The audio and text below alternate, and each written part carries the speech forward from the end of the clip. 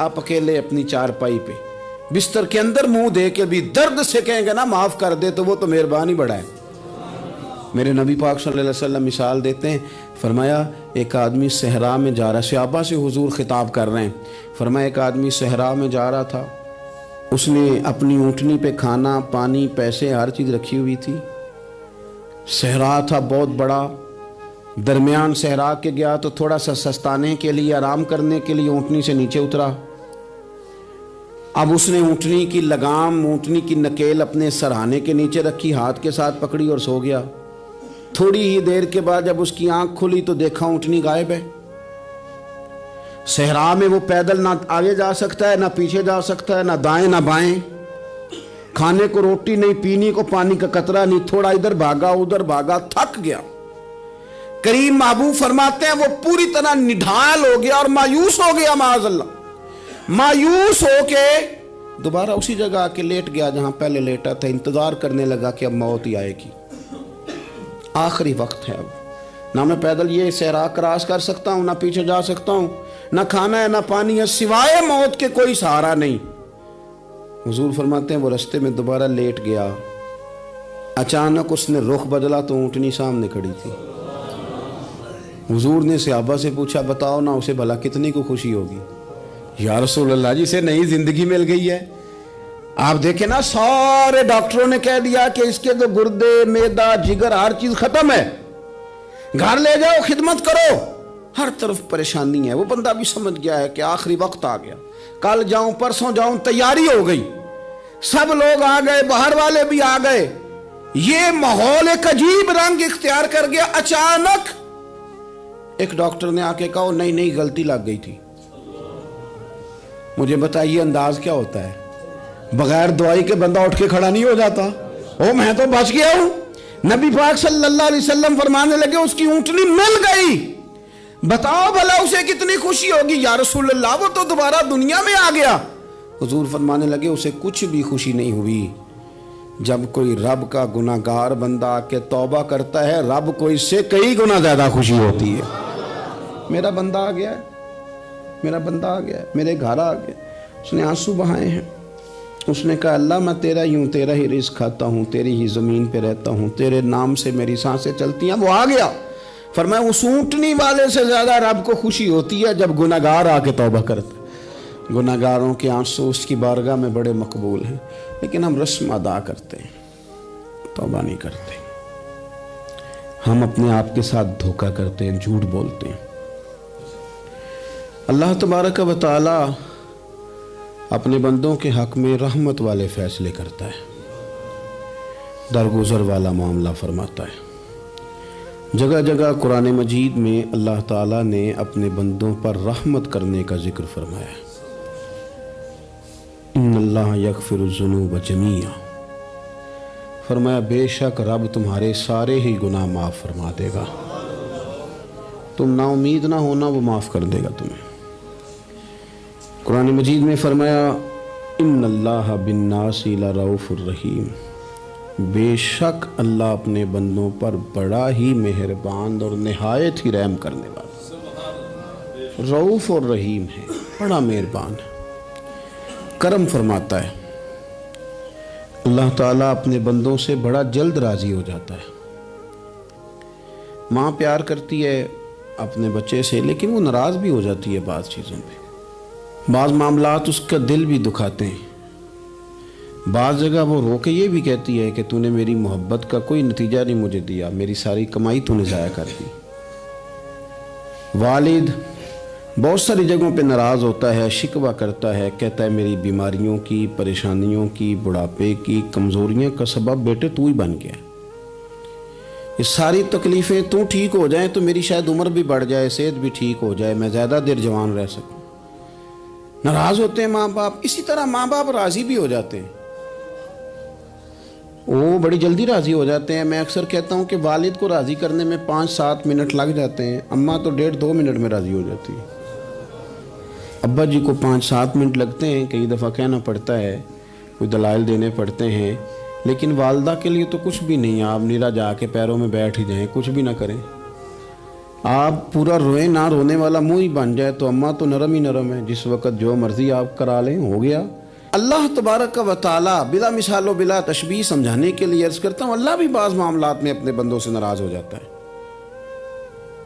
وہ کہتا ہے میں تکبر کرنے والوں کو پسند نہیں کرتا، وہ کہتا ہے فسادی پسند نہیں ہے، وہ فرماتا ہے کہ راہوں میں کجی کرنے والے پسند نہیں ہیں، وہ فرماتا ہے کہ بدعہدیاں کرو گے تو میں صبح قیامت تم سے سوالات کروں گا۔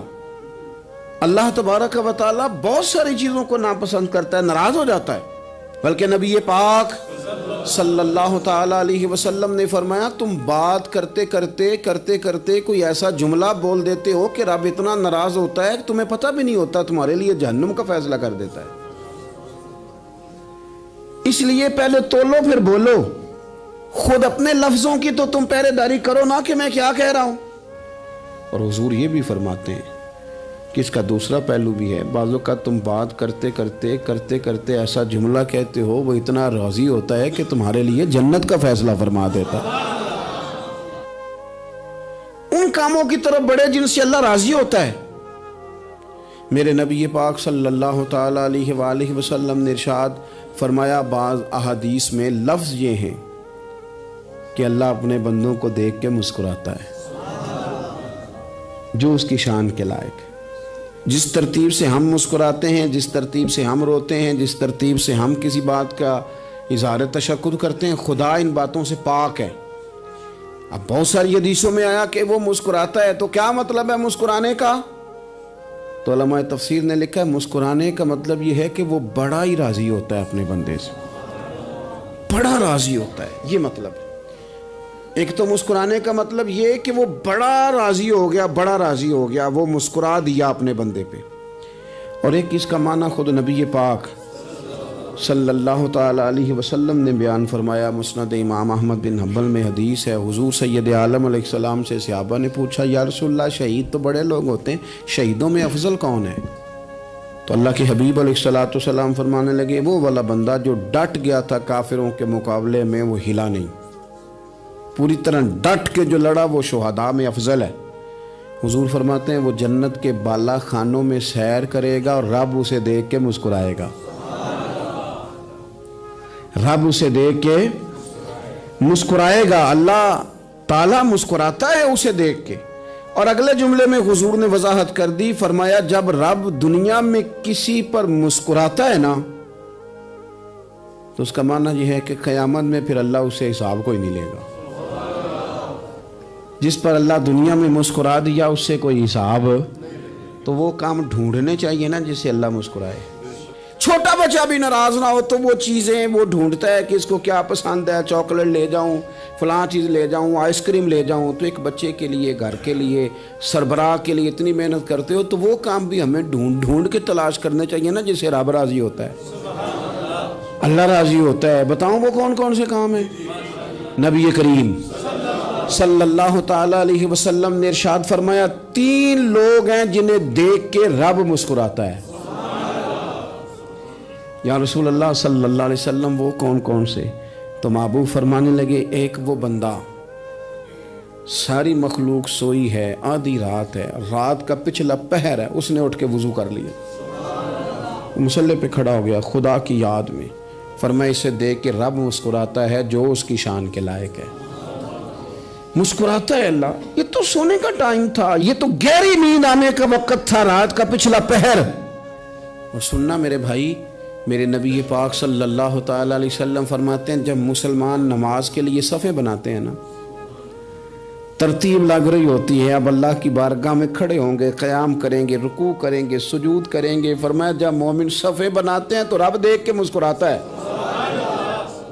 مسکراتا ہے۔ کمال ہو گئے عروج بندگی کا، جب بندے کو دیکھ کے رب مسکرائے، خدا بندے سے خود پوچھے بتا تیری رضا کیا ہے، مسکراتا ہے۔ اور میرے نبی پاک علیہ السلام فرماتے ہیں جب مجاہد جہاد کے لیے صفیں سیدھی کرتے ہیں، آج تو یہ رب کے نام پہ مرنے ہی آ گئے، یہ صفوں میں کھڑے ہوں گے، ترتیب سے لڑیں گے، ترتیب سے گلا کاٹیں گے کافروں کا یا شہادت لیں گے۔ فرمایا جب جہاد کے لوگ صفیں بناتے ہیں تو رب انہیں دیکھ کے مسکراتا ہے۔ کتنے نصیبوں والا وہ بندہ ہے جسے دیکھ کے مسکرا دیا. او یار کبھی تیرا بیٹا تیرے سامنے مسکرائے نا چھوٹا تو تیرا دل باغ باغ ہو جاتا ہے. تیری ماں بیمار کسی ایک دن صحیح طرح ہنس پڑے تو طبیعت خوش ہو جاتی. مجھے بتاؤ نا جس کا رب بھی اسے دیکھ کے ہنس پڑے جو اس کی شان کے لائق ہے. کیا اس بندے کے نصیبیں ہیں, کیا اس کے مقدر ہیں. آپ اس مقام پر اپنے آپ کو لائیں. اب دیکھیں نا یہ حدیث آپ نے سن لی, اب ہم نے نا اس طرح صفحے نہیں بنانے جس طرح ساری دنیا, اب ذرا صفحے بھی شوق سے بنائیں گے. آپ ذرا تھوڑا سا شوق پیدا کریں گے, بھئی یہ تو میں وہ کام کرنے لگا ہوں جسے دیکھ کے رب مسکراتا ہے. نبی پاک صلی اللہ علیہ وسلم نے فرمایا جب کوئی بندہ توبہ کرتا ہے نا, ہم توبہ کا رٹا لگاتے ہیں, یا اللہ میری توبہ یا اللہ. اور توبہ کا تو مطلب یہ ہے کہ پچھلے گناہوں سے پکی توبہ, آج کے بعد یہ غلطی نہ کرنے کا پکا وعدہ, آج کے بعد رشوت تو نہیں نہ لے گا, ملاوٹ تو نہیں نہ کرے گا, یہ توبہ ہے.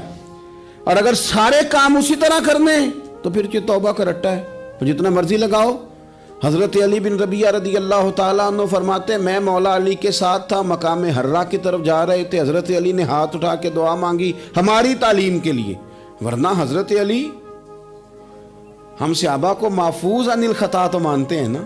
ہاتھ اٹھا کے کہا اے اللہ ہمارے گناہ بخش دے, تیرے علاوہ کوئی معاف کرنے والا نہیں. اور پھر حضرت علی آسمان کی طرف دیکھا اور دیکھ کے نا حضرت علی بن ربیعہ کو تو مسکرائے.